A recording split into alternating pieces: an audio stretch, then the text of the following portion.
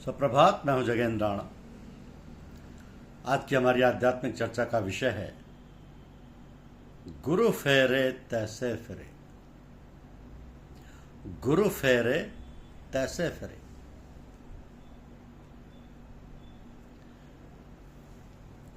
शिष्य के लिए उचित है कि जब तक सारी साधना पूरी ना हो जाए तब तक गुरु की सेवा से मुंह ना मोड़े, क्योंकि परमार्थ की कमाई के लिए गुरु की मोहब्बत, खिदमत और भीतर व बाहर का अदब, ये तीनों बातें लाजमी हैं।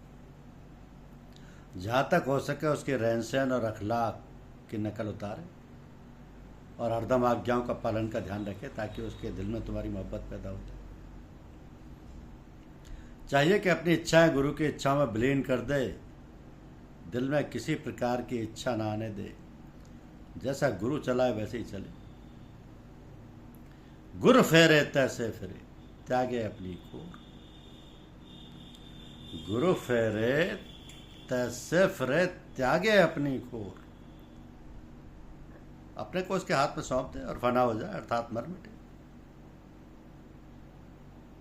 तो महापुरुष कहते हैं कि शिष्य गुरु में फना होने के बाद फौरन ही परमात्मा तक पहुंच जाता है। जहां खुद ही यह अहम मिटी नहीं, वहीं परमात्मा है। इसलिए लाजिम है कि जिस तरह भी बने अपने पीर या गुरु से ऐसा संबंध दृढ़ करे कि परस्पर दोनों मिलकर एक हो जाए। वो अपने को बिल्कुल गुरु ही जानने लगे और जिस तरफ देखे गुरु ही गुरु दिखाई दे। जब मैं था तब गुरु नहीं, जब गुरु है मैं ना आई। प्रेम गलियती साकरी या में दो न समाई। दर दीवार दर्पण भय, जित देखूं तित तो। कांकर पाथर ठीकरी, भय आरसी मोड़।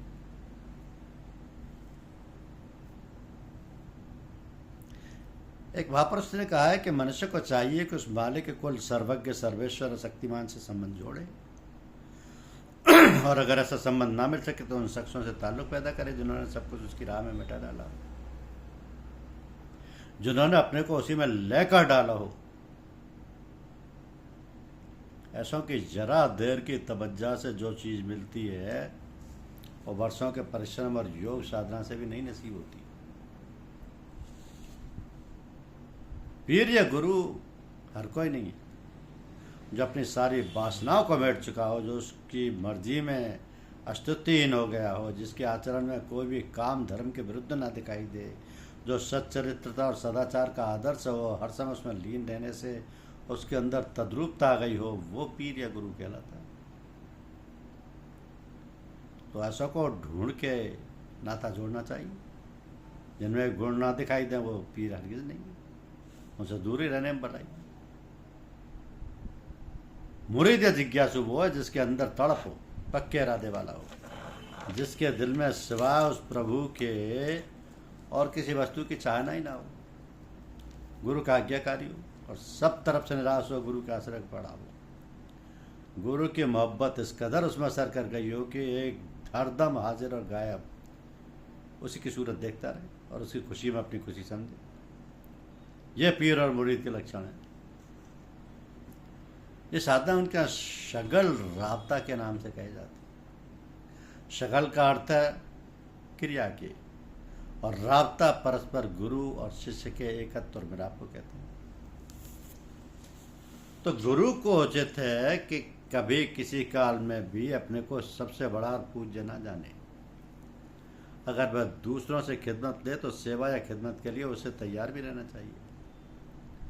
रूहानी खिदमत तो वो सबकी करता ही है, पर यदि जरूरत पड़े तो उसे भी शिष्यों की तन और धन से सेवा करना वाजिब है। गुरु और शिष्य का रिश्ता पिता और पुत्र के समान होता है। कभी पुत्र पिता की सेवा करता है और कभी समय पर पिता पुत्र की सेवा करता है। दोनों में एकत्व का भाव होना चाहिए, यहाँ तक कि एक दूसरे के कष्ट सहन ना कर सके और ना दूसरे को दुखी देख सके। तो गुरु जब अपने शिष्य को तालीम करता है तो कभी कभी ये भी चाहता है कि उसकी परीक्षा करे। उस समय शिष्य को चाहिए कि बिना सोचा विचारी किए गुरु की शक्ति पर भरोसा करके जुट जाए। अपनी कमजोरी या गुरु के सम्मुख मौजूद होने से अदब का कुछ ख्याल ना करें। कमजोरी का इसलिए कि जब गुरु से कनेक्शन है और वहाँ से शक्ति की धार चली आ रही है तो पर काम पूरा ना होने का कौन सा कारण हो सकता है। तुम तो केवल निमित्त रहे, काम तो वही शक्ति करेगी। और अदब असली है कि अदब असली यही है कि अच्छा बुरा जो कुछ भी वो हुक्म दे उसको बिना आगा पीछा करने के विचार के करने लगे। ऐसा करने पर गुरु प्रसन्न होता, प्रेम करने लगता है। कुछ फकीरों में ऐसी आदतें देखी जाती हैं, जब कोई अपने से कमज़ोर आदमी उनके सामने आता है तो सारी हालत यानी आत्मवस्था उसकी ओर खींच लेते हैं और उसे खाली करके छोड़ देते हैं। उस वक्त मुरीद को चाहिए कि अपने गुरु की तरफ झुक जाना या मुतवज्जा हो जाना, अपने को ये समझे कि मैं नहीं बल्कि गुरु हैं। ऐसा करने पर उसकी भेजी हुई शक्ति लौट कर उसी पर जा गिरेगी और उसे नुकसान पहुंचाएगी।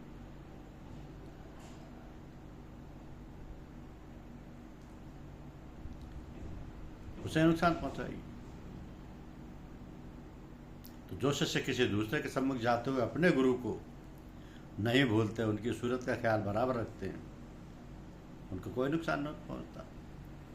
और ऊंचे दर्जे वाले फकीर तो ऐसे मुरीदों को देखकर बड़े प्रसन्न होते हैं और अपनी ओर से कुछ न कुछ उसे बख्शते हैं। ऐसी बख्शीश चाहे तो उसी को दे दें या गुप्त रूप से उसके गुरु के पास भेज दें और उनके मार्फत मिले। कहा कि शेख नेकरोज बुखारी अपने पीर के बड़े प्यारे मरीज से थे। वहीं पर अमीन बुरहान नाम के एक दूसरे मगर बड़े शक्तिशाली फकीर रहते थे। वो कहते हैं कि मैं जब कभी अमीर बुरहान से मिलता तो वो हमेशा अपनी अंदरूनी कशिश से मेरे आंतरिक आनंद को छीन लेते और मुझे कोरा करके छोड़ देते। जब कई बार ऐसा हुआ तो एक दिन शिकायत करने और अपने गुरु के पास गया। मुझे देखते ही पहले से बोल उठे, क्या अमीर बुरहान की शिकायत करने आए हो? मैंने कहा हूँ। कहने लगे, जब अब कभी वो तुम्हें छेड़े तो तुम मेरा ध्यान करने लगना, समझना कि मैं नहीं हूँ, वही है। मैं यह शिक्षा लेकर एक दिन फिर उनके पास पहुँचा। उन्होंने अपनी आदत के अनुसार चाहा कि मेरे अंदर तसर्रुफ करें। मैंने दिल में हज़रत ख्वाजा का ख्याल किया और वह विश्वास करके बैठ गया कि मैं नहीं बल्कि ख्वाजा साहब ही बैठे। थोड़ी देर में अमीर बुरहान बेहोश होकर गिर पड़े। तो जिन लोगों ने साधना मार्ग में कदम नहीं रखा है, जिन्होंने सच्चे और समर्थ महापुरुषों की संगति नहीं उठाई, उस प्रकार की बातों को ढकोसला समझेंगे, मगर अभ्यासियों पर ऐसे अवसर आते रहते हैं।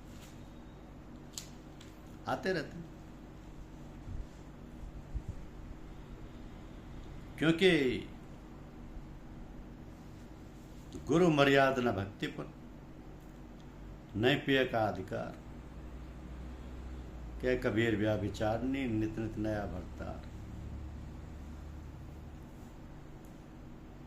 पतिव्रता पति को भजे, पति भजे धरे विश्वास, आन दिशा चितवे नहीं, सदा पिए की आस। सत्संग के अर्थ उन लोगों के पास बैठना कि जिन्होंने सत्पुरुष को प्राप्त कर लिया, यानी भगवान को प्राप्त कर लिया और जो शत्रु बन गए। ऐसों के जितनी ज़्यादा सोबत मिलेगी उतनी शीघ्र से उन्नति होगी। ये जरूरी नहीं है कि वो जिस समय बात कर रहे हो तभी वहाँ बैठो फिर उठ के चल दो। अगर वो खामोश बैठे हैं तो तुम भी खामोश और अदब से वहीं बैठ जाओ। तो बिना उनकी मर्जी को न मत छेड़ो। बातचीत के समय उतना लाभ नहीं मिलता जितना कि चुपचाप बैठने पर मिलता है। और शांति में उनकी शक्तियाँ बहुत प्रबल होती हैं और पास से बैठने वालों को एकदम ऊंचा खींच ले जाती है। ऐसे प्रेमियों की सोबत उस वक्त तक लाजमी है जब तक कि हृदय प्रेम रूपी सूर्य से दीप्यमान ना हो जाए और उसके स्वभाव में सच्चरित्रता और पवित्रता ना आ जाए। ऐसी सोबत शिष्य के लिए गुरु की होती है। शिष्य को उचित है कि जैसे भी बने अधिक से अधिक गुरु की खिदमत में पहुंचने की कोशिश करता रहे। जो अंतिम पद को प्राप्त कर चुके हैं, जो उससे मिलकर एक हो रहे हैं, ऐसों की दंबर की सोहबत से जो हासिल होता है वो वर्षों के अभ्यास और समाधि से भी हासिल नहीं होता। तो साधक गुरु की शक्ति के द्वारा ही अंत तक पहुंचता है। ऐसी शक्ति उसे हमेशा ही लेनी होती है। जिन लोगों ने साधना करके अपने को कोई शक्तिशाली बना लिया है, उन्हें स्थूल शरीर से गुरु के पास जाने की जरूरत नहीं पड़ती, परंतु फिर भी संकल्प शक्ति और विचार शक्ति के द्वारा अपने सूक्ष्म शरीर का गुरु से मिलाप कराना होता है और उनकी चुंबकीय शक्ति या मैग्नेटिक पावर को अपने में खींचना होता है। वरना ऐसा मुमकिन है कि कठिन मंजिलों पर और आध्यात्म की फिसलती चोटियों पर वो थका थका के बैठे रहें या नीचे को खिसक के खड्डे में जा गिरे। इसलिए जितना भी हो सके गुरु से कनेक्शन मजबूत रखना कर्तव्य है। इससे कभी मन या शैतान धोखा देता है, उसे गुमराह करने के लिए उसके अंदर गुरु की ओर अविश्वास और अश्रद्धा पैदा करता है, उसकी ओर से चित्त हट जाता है। कोई इस दशा में अपनी साधना भी छोड़ देता है। यदि दुर्भाग्य से ऐसा होते दिखाई दे तो मन को समझा के उसे प्रथम ठिकाने पर लादने का प्रयत्न करना चाहिए और अगर कोई बस न चले तो दौड़ के गुरु के सम्मुख जाना चाहिए।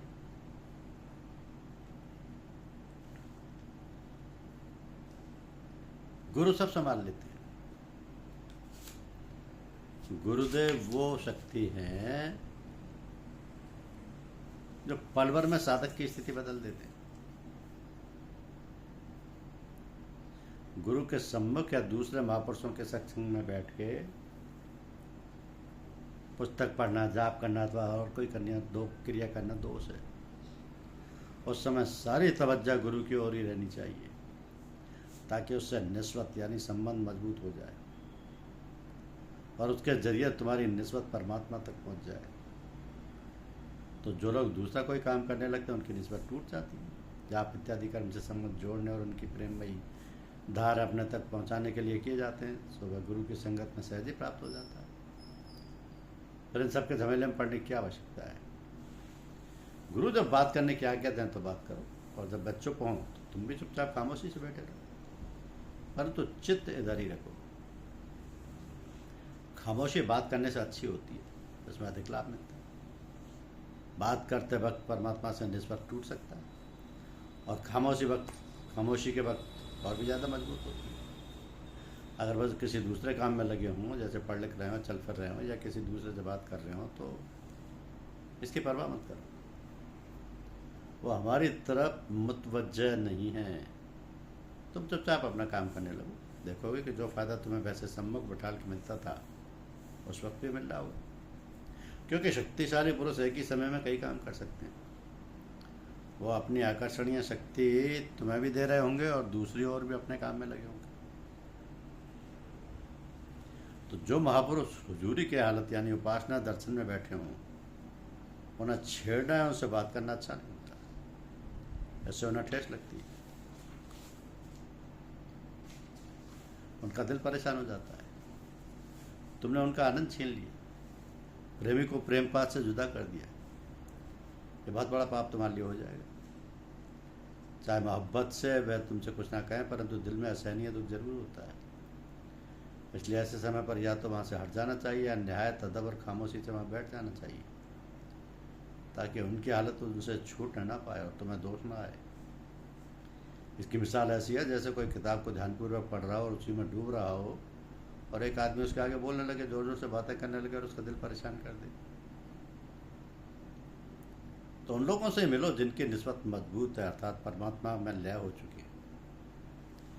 ऐसों की खिदमत में हाजिर होकर कोई अपना कर्म ना करो, बल्कि देखो कि तुम्हें वही बिना उद्योग के कितनी शांति मिलती है, वही कितनी दुनिया की फिक्र और परेशानियां कम हुई हैं, कितना तुम्हारा मन निर्द्वंद हुआ है। यही वहाँ का लाभ है। खाली तप करने वाले, संयम से रहने वाले पंडित, विद्वान, वेद पाठी और उपदेशों से ये बात नसीब नहीं होती। इससे तुम अपने ध्येय को नहीं पहुंच सकते। ऐसे ये मतलब नहीं है कि ये सब थोथे और बेकार है। इस बार सूफियों ने गुरु और शिष्य के कर्तव्यों पर बहुत कुछ लिखा है। यानी जब दोनों में घनिष्ठ प्रेम नहीं होता तब तक ये काम पूरा नहीं होता। शिष्य को चाहे सेवा से चाहे किसी और दूसरे ढंग से उसको अपनी ओर खींच लेना चाहिए, उसके दिल में अपनी मोहब्बत पैदा कर देनी चाहिए, तभी साधना के रहस्य खुलते हैं और सूक्ष्म मंडलों में पहुंच हो जाती है, वरना बीच में ही लटके रह जाते हैं। ये सब गुरु कृपा से संभव है। तो इसी स्थान से पार पाने के लिए गुरु किया जाता है। गुरु शक्ति का प्रत्यक्ष काम यहीं पर देखने को मिलता है। धन्यवाद।